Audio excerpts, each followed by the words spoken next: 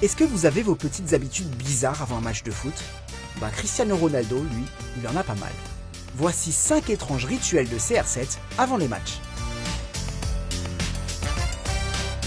Numéro 1, il soigne ses entrées et ses sorties. Ronaldo est le capitaine de la sélection portugaise. Du coup, il est toujours le premier à entrer dans le bus et le dernier à en sortir. Il s'assoit toujours à l'arrière. Selon Marca, personne n'a le droit de s'asseoir à côté de lui dans le bus. À chaque fois. Personne ne sait vraiment pourquoi. Pour des raisons de sécurité peut-être. En avion, Ronaldo s'assoit à l'avant, avec Pepe, le défenseur sanguin, pour voisin. Toujours. Intéressant, mais bizarre aussi. Il entre sur le terrain en posant d'abord le pied droit, toujours. Il aime aussi être le dernier de l'équipe à entrer sur le pré. Bien sûr, sa coupe de cheveux a droit à une petite retouche à la mi-temps. Et puis, il a un truc vraiment bizarre avec le miroir. Numéro 2, miroir, miroir. On ne sait pas vraiment si Ronaldo le faisait quand il était au Real ou s'il le fait encore maintenant qu'il est à la Juve, mais avant chaque match, quand il était à Manchester, CR7 se regardait dans le miroir. Il se regardait en silence. Ce n'était pas par pur narcissisme.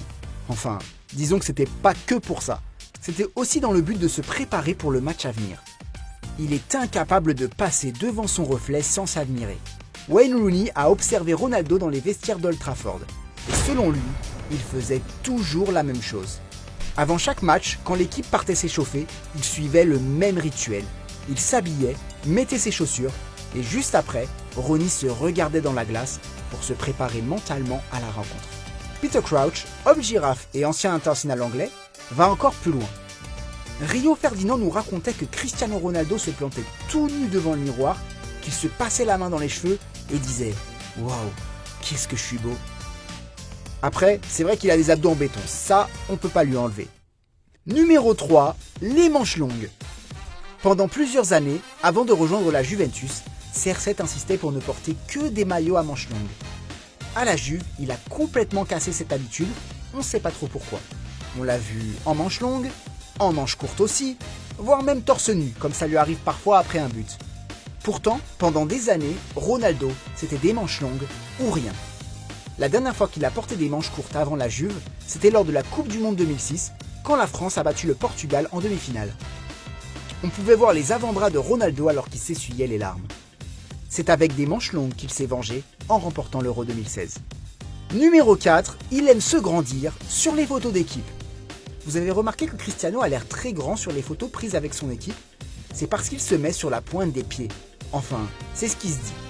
Il a été pris en flagrant délit juste avant un Real Madrid-Tottenham en 2017. Mais pourquoi un joueur qui gagne tout tricherait sur sa taille?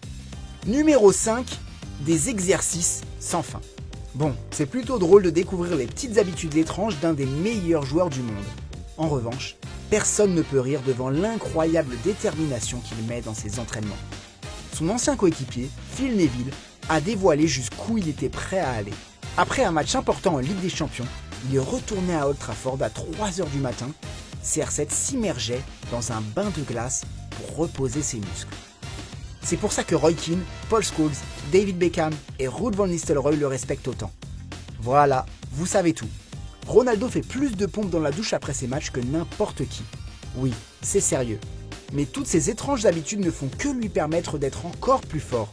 Et sa préparation physique et mentale, bien que spéciale, font de lui l'un des meilleurs joueurs de tous les temps.